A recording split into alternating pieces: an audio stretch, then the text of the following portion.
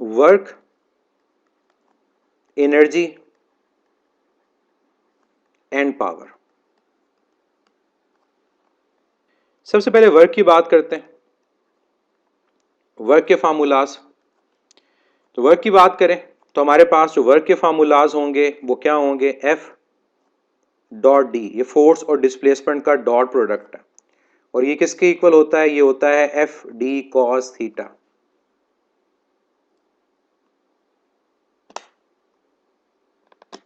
ठीक हो गया, तो W is equal to F T cos theta. Work formula F dot D, और यहां पर भी वही टॉर्क का वाला केस है कि एंगल हमें पता होना चाहिए किसके दरमियान है। एंगल अगर हमारे पास फोर्स और डिस्प्लेसमेंट के इन बिटवीन हो, ये एंगल थीटा हो, तो फिर एफ टी कॉस थीटा होता है, क्योंकि जो कंपोनेंट फोर्स का डिस्प्लेसमेंट के अलोंग है वो क्या है, वो एफ कॉस थीटा है। और कई दफ़ा एग्जामिनर आपको अगर एंगल एफ और डी के दरमियान ना दे, जैसे टॉर्क के केस में मैं आपको एग्जांपल अगर यहाँ दूँ कि अगर आपको वो कहे कि ये फोर्स अप्लाई हो रही है एफ, डिस्प्लेसमेंट इस डायरेक्शन में है, लेकिन एंगल वो ये दे दे, तो फिर आप लोगों ने 90 माइनस थीटा से सॉल्व करना होता है, और डायरेक्ट अगर मैं बताऊं फिर फार्मूला के अंदर साइन आता है। ठीक है, तो ये याद रखें। इसके अलावा वर्क का फार्मूला हम कहते हैं कि सर्कुलर मोशन में वर्क डन जीरो होता है। सर्कुलर मोशन के अंदर work done due to centripetal force zero होता है। तो बॉडी अगर हमारे पास एक सर्कल में रोटेट हो रही हो, रिकॉर्डेड फॉर्म में ये लेक्चर अवेलेबल नहीं होगा, मैं पहले बता दूं, इसको मैं बाद में शायद अपलोड कर दूंगा, लेकिन मैं रिकॉर्डेड फॉर्म में इसको अपलोड फिलहाल नहीं करूंगा। असफा मैं आपको इस यूनिट के बाद इसका आंसर दे देता हूं। अगर एक बॉडी सर्कल में रोटेट हो रही हो, तो यहां पर दो तरह की फोर्सेस हमारे पास होती हैं। नॉन यूनिफॉर्म मोशन की बात हो रही है। एक फोर्स होती है सेंटीपिटल, जिसको हम रेडियल फोर्स भी बोलते हैं, और दूसरी फोर्स जो होती है जो टॉर्क प्रोड्यूस करती है, टेंजेंशियल एक्सेलेरेशन ऑब्वियसली हमारे पास है, वो टेंजेंशियल फोर्स है। याद रखिएगा कि हमारे पास work done due to centripetal force zero होता है सर्कुलर मोशन में। Work done due to centripetal force, क्योंकि सेंट्रीपिटल फोर्स का जो हमारे पास एंगल होता है हर पॉइंट पे इंस्टेंटेनियस डिस्प्लेसमेंट या वेलोसिटी के साथ वो 90 होता है, चाहे पाथ कंप्लीट हो या ना हो। Work done due to centripetal force is always equal to zero. या ये वो कंसेप्ट नहीं है कि डिस्प्लेसमेंट जीरो होती है, इवन अगर आपके पास एक शॉर्ट इंटरवल होगा तब भी जीरो होगा। लेकिन जब हम बात करते हैं work done due to tangential force, तो according to definition of work, tangential force तो डिस्प्लेसमेंट के अलॉन्ग है, तो फोर्स जब डिस्प्लेसमेंट के अलॉन्ग हो तो वर्क डन फिर होता है। इसका मतलब इस केस में जो वर्क डन होगा वो जीरो नहीं होगा, बल्कि वो टेंजेंशियल फोर्स, और यहां पर आएगी डिस्प्लेसमेंट, और यहां पर आपके पास एंगल आएगा जो बन रहा है यहां पर, वो कितना है, वो 0 डिग्री है। और जब इसको सॉल्व किया जाता है तो फार्मूला हमारे पास जो आता है ड्राइव होके वो टॉ थीटा आता है। तो ये जो फार्मूला है टॉ थीटा, ये बताता है कि सर्कुलर मोशन में अगर नॉन यूनिफॉर्म मोशन है, टेंजेंशियल फोर्स अप्लाई हो रही है, तो फिर वर्क डन हमारा जीरो नहीं होता, वर्क डन हमारा नॉन जीरो होता है। और ये specifically non uniform circular motion में होता है स्पेसिफिकली। ठीक है, ये फार्मूला आप लोगों को पता होना चाहिए कि टॉ थीटा, और थीटा यहां पर क्या है, थीटा यहां पर ये एंगुलर डिस्प्लेसमेंट है, ये वाली ये थीटा है कि बॉडी जब एंगल में मूव करता है तो कितनी एंगुलर डिस्प्लेसमेंट कवर करेगा। ये angle between force and displacement नहीं है, ये थीटा हमारे पास एंगुलर डिस्प्लेसमेंट है जो सर्कुलर पाथ का होगा कि क्या बॉडी रोटेट 30 डिग्री पर हुई, 15 डिग्री पर हुई, ये वो एंगल कंसीडर किया जाता है। इसके अलावा वर्क के और फार्मूलाज भी हैं, वो डिपेंड करता है केस वाइज के कौन सा यूज होना है। जैसे मैं अगर वर्क की बात गैसेज में करता हूं, तो आइसोबैरिक प्रोसेस के लिए वर्क डन होता है pressure into change in volume. बाकी फार्मूलाज में आगे थर्मोडायनेमिक्स में बात करूंगा, यहाँ मैं सिर्फ ये बात कर रहा हूँ प्रेशर और वॉल्यूम का चेंज। फिर जब बॉडी को एक हाइट पे लेकर जाया जाए तो वर्क डन हमारे पास इक्वल mgh के इक्वल भी आता है, क्योंकि यहाँ फोर्स जो अप्लाई होगी वो ग्रेविटेशनल फोर्स होगी, और साथ मल्टीप्लाई क्या होगा, डिस्प्लेसमेंट वो हाइट की फॉर्म में, साथ एंगल भी आएगा। तभी लिफ्टिंग और लोअरिंग में वर्क डन कभी पॉजिटिव है कभी नेगेटिव है, लेकिन नॉर्मली mgh हम यूज कर रहे होते हैं। इसके अलावा जब हम बात करते हैं चार्ज की कि चार्ज को किसी इलेक्ट्रिक फील्ड में मूव करवाया जाए, तो तब उस केस में फार्मूला क्या होता है हमारे पास, उस केस में होता है कि हम पोटेंशियल डिफरेंस को चार्ज से मल्टीप्लाई करते हैं। कि अगर हमारे पास एक चार्ज है और दूसरे चार्ज की इलेक्ट्रिक फील्ड में मूव करता है बिटवीन 2 पॉइंट्स, तो इस चार्ज को मैं क्यू बोल देता हूं और यहाँ मेरा जो पोटेंशियल डिफरेंस है वो डेल्टा वी है। तो उसको मूव करवाने में जो यहाँ वर्क आएगा, पॉजिटिव नेगेटिव की बात मैं यहाँ नहीं कर रहा, वो कॉन्सेप्ट पता है। तो कितना वर्क डन होगा, पोटेंशियल डिफरेंस को 4 से मल्टीप्लाई कर दें, ये वर्क डन जो होगा ये कैलकुलेट हो जाएगा। फिर इसके अलावा वर्क डन का फार्मूला हमारे पास, जब स्प्रिंग की बात करें या स्प्रिंग के अलावा हम बात करते हैं स्ट्रेन एनर्जी की, तब फार्मूला यूज हो रहा होता है हाफ फोर्स इनटू इलोंगेशन या कंप्रेशन। ये फार्मूला मैं अगर यहाँ स्पेसिफाई कर दूं तो हम स्प्रिंग के केस में अप्लाई करते हैं, चाहे हमारे पास स्प्रिंग जो है वो डेल्टा एक्स स्ट्रेच हो या वो डेल्टा एक्स कंप्रेस हो, दोनों केसेस में अप्लाई होता है। और ये जो 1/2 आता है ना इन फार्मूलाज में, इवन कैपेसिटर के फार्मूला में भी आप देखो तो हाफ आता है, वो इस वजह से आता है कि ये जो फोर्स हमारे पास है ये बेसिकली एवरेज फोर्स होती है। क्योंकि यहाँ ये स्प्रिंग वाला केस हो गया या अर्थ की ग्रेविटेशनल फोर्स वाला केस हो गया, जो फोर्स होती है कांस्टेंट नहीं होती। जब कांस्टेंट ना हो तो फिर हम एवरेज लेते हैं, मिनिमम 0 मैक्सिमम f, तो 0 + f डिवाइड बाई 2 वो half f into delta x आता है। कैपेसिटर में भी इस वजह से फार्मूला हाफ बनता है। यानी मैं अगर यहाँ पर फार्मूला स्पेसिफिकली कैपेसिटर के लिए लिखता हूँ कि कैपेसिटर की प्लेट पे भी तो चार्ज स्टोर करने में वर्क डन होता है, तो कैपेसिटर की प्लेट में अगर हम वर्क डन की बात करते हैं तो उस फार्मूला को भी अगर आप देखें तो उस फार्मूला में हाफ आता है, हाफ क्यू इंटू वी। और वो जो हाफ है, इसको मैं ऑर्डर अगर चेंज करके लिखूं तो वो इस वजह से आता है कि पोटेंशियल आपका कांस्टेंट नहीं होता, पोटेंशियल का चार्ज के साथ डायरेक्ट रिलेशन है, तो वहां पोटेंशियल एवरेज यूज किया जाता है, इस वजह से हाफ वी इंटू क्यू आता है। तो ये हाफ वाला जो कॉन्सेप्ट है ना फार्मूलाज में, याद रखिएगा ये एवरेज की वजह से आ रहा होता है। ये मैंने आपको 2 एग्जांपल दे भी दी हैं। और अगर इवन स्ट्रेन एनर्जी की बात करें चैप्टर नंबर 17, तो वहां भी जो फार्मूला है वो half F into delta L आता है, क्योंकि वहां पर भी एवरेज फोर्स ली जाती है। क्लियर है? तो ये वर्क के फार्मूलाज, यूनिट में यहां पर वर्क का नहीं लिख रहा, आपको पता है कि वर्क का यूनिट जूल होता है, न्यूटन मीटर। सेकंड मैं बात करूंगा यहां पावर की। पावर के रिलेशन की अगर हम बात करते हैं तो power rate of doing work है, वर्क डन ओवर टाइम। अब वर्क अगर पोटेंशियल एनर्जी की फॉर्म में होगा तो mgh/t आएगा। अगर ये वर्क डन किस फॉर्म में है, काइनेटिक की फॉर्म में, तो हाफ mv²/टाइम आएगा। ये ख्याल रखें, ये जो फार्मूलाज हैं ना ये वाले, कि वर्क की जगह पर mgh आ रहा है या वर्क की जगह हाफ mv² आ रहा है, एक तरह से वर्क एनर्जी प्रिंसिपल के अकॉर्डिंग आप कह सकते हो कि वर्क किस चीज को चेंज करता है, पोटेंशियल को चेंज करता है या काइनेटिक को चेंज करता है, उसके अकॉर्डिंग ये फार्मूलाज यूज होते हैं। और दूसरा फार्मूला पावर का जो है वो है F.V, ये फोर्स और वेलोसिटी का डॉट प्रोडक्ट है, और ये बन जाता है FV cos थीटा। और जब हम एंगल 0 लेते हैं तो पावर को FV लिखा जाता है। ये जो फोर्स है ये एवरेज फोर्स कंसीडर की जाती है जो बॉडी पे अप्लाई हो रही होती है। इस F की जगह आप वो rate of change of momentum वाला फार्मूला अप्लाई नहीं करते, वो गलती नहीं करनी कि उसको अप्लाई कर दें। ये एवरेज फोर्स है जो बॉडी पे अप्लाई होती है, जो हमें पावर को कैलकुलेट करने में हेल्प करती है। तो कई लोग वो अप्लाई करके फार्मूला को कंपेयर करने की कोशिश करते हैं कि ये जो फार्मूला मैंने ऊपर लिखा और ये फार्मूला लिखा डिफरेंट क्यों आते हैं। इस F की जगह mv/t इन्वॉल्व नहीं होगा।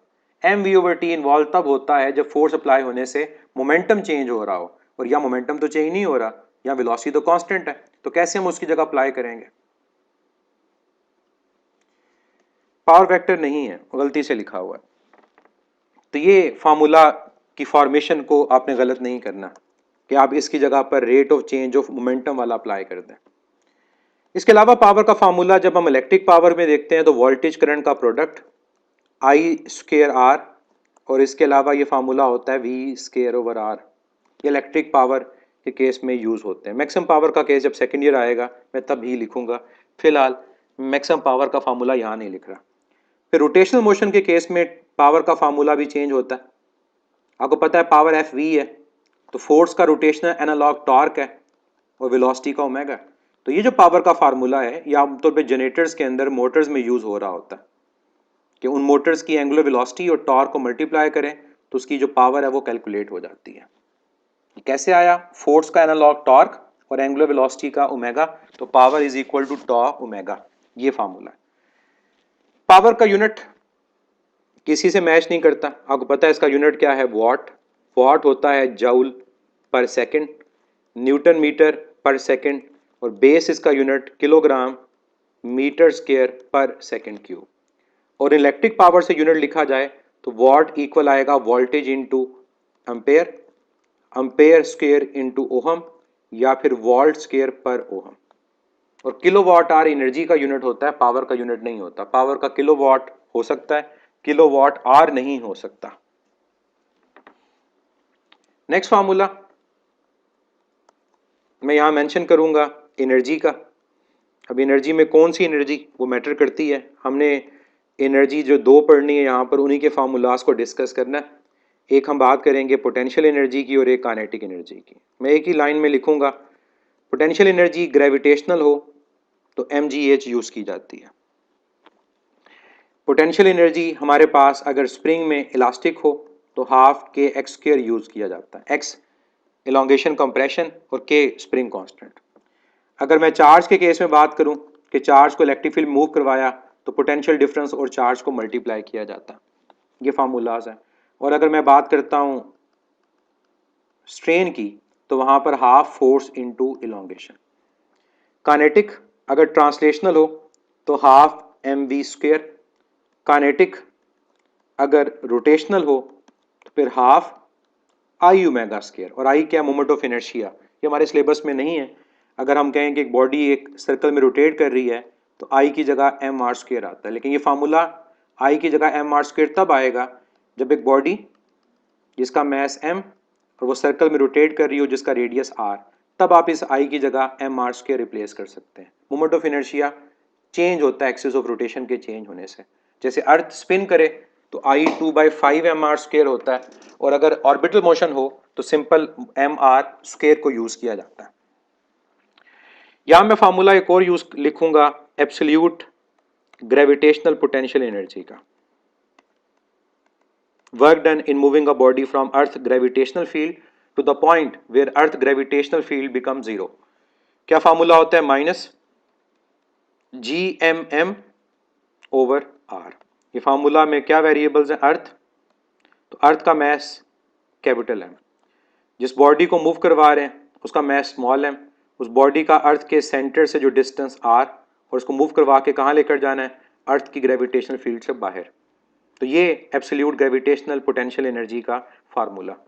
और अगर बॉडी सरफेस ऑफ अर्थ पे हो तो फिर हमारे पास क्या होता है कि if R is equal to radius of earth, तब फार्मूला चेंज होके बन जाएगा minus G M M over capital are.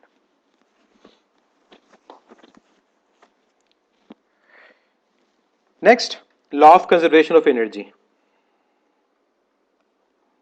Law of conservation of energy की जगह मैं यहां पर इंटर कन्वर्जन ऑफ एनर्जी को डिस्कस करूंगा। Interconversion of energy, energy की एक फॉर्म दूसरी फॉर्म में कन्वर्ट होती है। इसके दो केसेस हम पढ़ते हैं, एक जिसमें हम फ्रिक्शन को इग्नोर कर रहे होते हैं, इसके बाद मैं फ्रिक्शन का रिलेशन भी आपको लिखवाऊंगा, अगर कहीं वो यूज़ करना पड़े तो क्या लिखेंगे उसकी जगह, और एक वो जहां पर फ्रिक्शन को इग्नोर नहीं करते। ठीक है, पहला केस बल्कि मैं कर देता हूं जहां फ्रिक्शन को इग्नोर नहीं करते, और दूसरा जहां फ्रिक्शन को फिर इग्नोर करते हैं, दूसरे में नहीं करते। अगर फ्रिक्शन ना हो तो फिर सिंपल कुछ नहीं है, फिर आप कहते हो कि जितनी पोटेंशियल एनर्जी का लॉस है उतना काइनेटिक एनर्जी का गेन है, 100% एनर्जी कन्वर्ट होगी, या फिर जितनी पोटेंशियल एनर्जी गेन हो रही होगी उतनी हमारे पास जो काइनेटिक एनर्जी है वो लॉस हो रही होगी।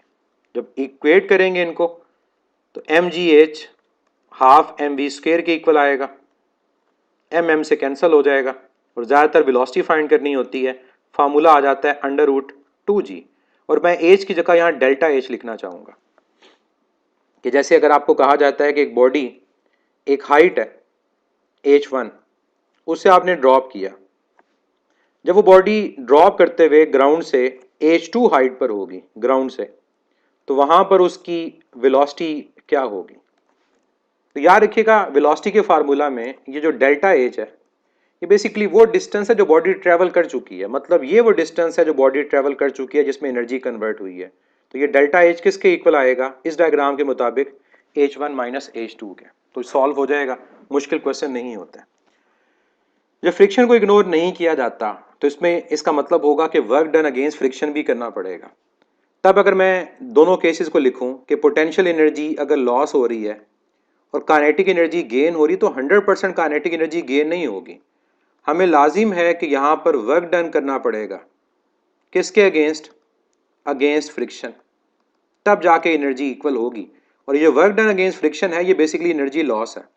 तभी एनर्जी लॉस को फाइंड करेंगे तो काइनेटिक यहाँ जाके सब्ट्रैक्ट हो जाएगा। फार्मूला क्या बनेगा, mgh is equal to half time mv square plus f force friction की, और जिस डिस्टेंस तक वो फोर्स अप्लाई हुई। कई दफा ये हाइट होती है, कई दफा लेंथ होती है, ये पहला केस बन जाएगा। ये भी पॉसिबल है कि काइनेटिक लॉस हो रहा हो और पोटेंशियल गेन हो रहा हो, जैसे बॉडी को अपवर्ड थ्रो करें तो काइनेटिक लॉस होता है, पोटेंशियल गेन होता है। तब जो भी एनर्जी गेन हो रही होगी ना, उसमें ये हमारे पास work done against friction add होगा, चाहे वो पोटेंशियल है चाहे वो काइनेटिक है। तो वर्क डन अगेंस्ट फ्रिक्शन यहां पर आएगा। अब फार्मूला जो बनेगा वो इस फॉर्म में बनेगा, half time mv square is equal to mgh और plus f force of friction into distance. अब हम बुक में अगर देखें और हमने लेक्चर में किया भी था ये क्वेश्चन कि परसेंटेज लॉस इन एनर्जी का क्वेश्चन आता है। अब परसेंटेज लॉस इन एनर्जी का यहां अगर क्वेश्चन आए तो आपने क्या करना है, लॉस जो है एनर्जी उसको आपने डिवाइड कर देना है टोटल एनर्जी से और मल्टीप्लाई कर देना है 100 से।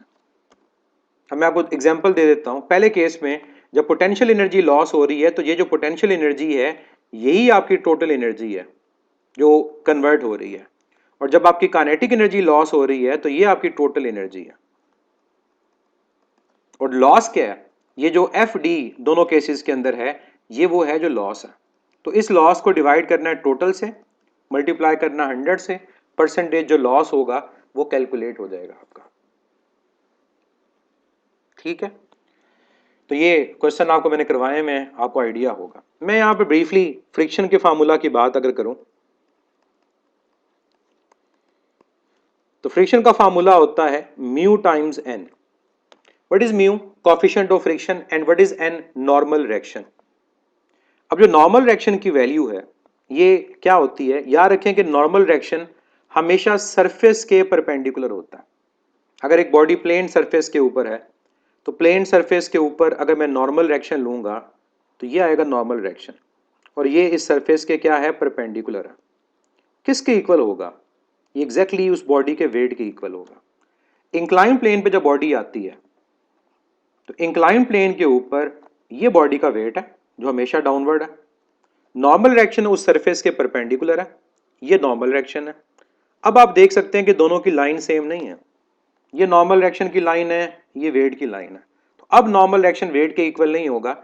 अब हम जब रिजॉल्व करेंगे, मैं डायरेक्ट बता देता हूं, लेक्चर में बताया था, अगर ये एंगल थीटा है, ये एंगल थीटा, जब हम mg को रिजॉल्व करेंगे तो नॉर्मल रिएक्शन mg को रिजॉल्व करने की वजह से mg cos थीटा के इक्वल आएगा। तो मींस प्लेन सरफेस के ऊपर जो नॉर्मल रिएक्शन है वो वेट के इक्वल है। इंक्लाइन प्लेन के ऊपर जो नॉर्मल रिएक्शन है अगर वेट को रिजॉल्व किया तो वो mg cos थीटा के इक्वल है। तो इस n का ख्याल रखना।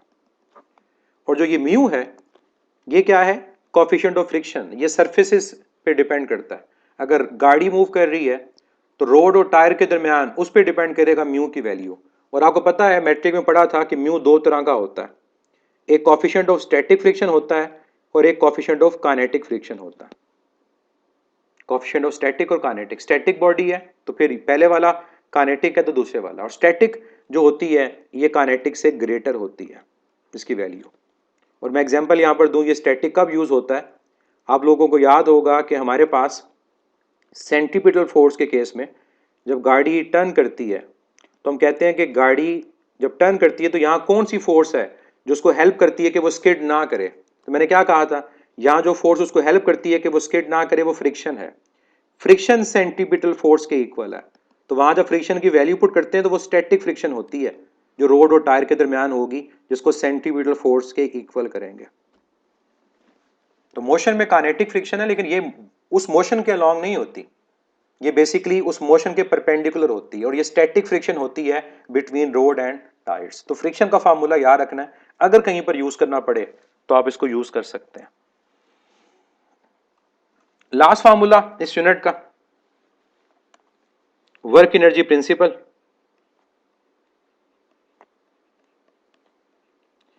वर्क एनर्जी प्रिंसिपल के अकॉर्डिंग जब भी किसी बॉडी पे वर्क होगा तो वर्क एनर्जी के चेंज के इक्वल आएगा। Work done on a body is equal to change in energy, ये इसका रिलेशन यूज होता है। अब ये जो एनर्जी का चेंज है, इसके मैंने 3 केस बताए थे। ये एनर्जी का जो चेंज है, ये पोटेंशियल एनर्जी के चेंज के इक्वल भी हो सकता है। ये जो एनर्जी का चेंज है, ये काइनेटिक एनर्जी के चेंज के इक्वल भी हो सकता है। और ये जो चेंज है, इवन ये पोटेंशियल एनर्जी और काइनेटिक एनर्जी दोनों के चेंज के सम के इक्वल भी हो सकता है। बर्नौलीज इक्वेशन की एग्जांपल दी थी। पहले केस में तो सिंपली आप कहोगे कि हमारे पास F D is equal to M G H one minus H two. दूसरे केस में आप क्या कहोगे, F D is equal to half time M V F square minus V I square, और यहाँ दोनों इकट्ठे होकर लिख जाएंगे। ज्यादातर क्वेश्चन जो हम देखते हैं हमारे सिलेबस में भी जो होते हैं वो इससे रिलेटेड होता है, जहां वर्क डन काइनेटिक एनर्जी को चेंज कर रहा होता है। गाड़ी ब्रेक अप्लाई करे, गाड़ी एक्सेलेरेट करे फोर्स अप्लाई होने से, बुलेट फायर करें, किसी चीज़ में पेनिट्रेट करें, रिटार्डिंग फोर्स फाइंड करें, कभी एक्सेलेरेशन फाइंड करें, कभी वेलोसिटी फाइंड करें, वो इससे रिलेटेड होते हैं। इस फार्मूला से रिलेटेड कई क्वेश्चंस भी आप लोगों ने किए हैं। मैं एक रिलेशन बता दूं आपको। अगर फोर्स कांस्टेंट हो, बॉडी का मास तो कांस्टेंट है, अगर हमारे पास कांस्टेंट फोर्स अप्लाई हो रही है तो फिर जो डिस्प्लेसमेंट होगी उसका वेलोसिटी के स्क्वायर के साथ रिलेशन होगा। और ये क्वेश्चन यूं पूछा जाता है कि गाड़ी मूव कर रही है वेलोसिटी v से, फोर्स अप्लाई की, वो डिस्टेंस d के बाद गाड़ी रुक गई। अगर गाड़ी की वेलोसिटी डबल हो गई तो अब उसी फोर्स से वो कितने डिस्टेंस के बाद जाके रुकेगी? तो फोर्स कांस्टेंट है, वेलोसिटी डबल, तो वेलोसिटी की पावर 2, 2 का स्क्वायर 4, तो अब आपका जो डिस्टेंस होगा कितना हो जाएगा? 4 टाइम्स। इसको यूं अगर लिखूं कि अगर हमारे पास वेलोसिटी की वैल्यू डबल हो जाए तो सेम फोर्स की वजह से अब कितने डिस्टेंस के बाद जाके रुकेगी? पहले से 4 गुना डिस्टेंस के बाद। तो इससे रिलेटेड भी आपके पास क्वेश्चंस आते हैं, और ये कोई नया फार्मूला नहीं है कि सिर्फ वर्क एनर्जी प्रिंसिपल से हो, ये थर्ड इक्वेशन ऑफ मोशन भी बताती है, 2AD is equal to V F square minus V I square. ठीक है, तो ये वर्क एनर्जी प्रिंसिपल का फार्मूला आपका हो गया।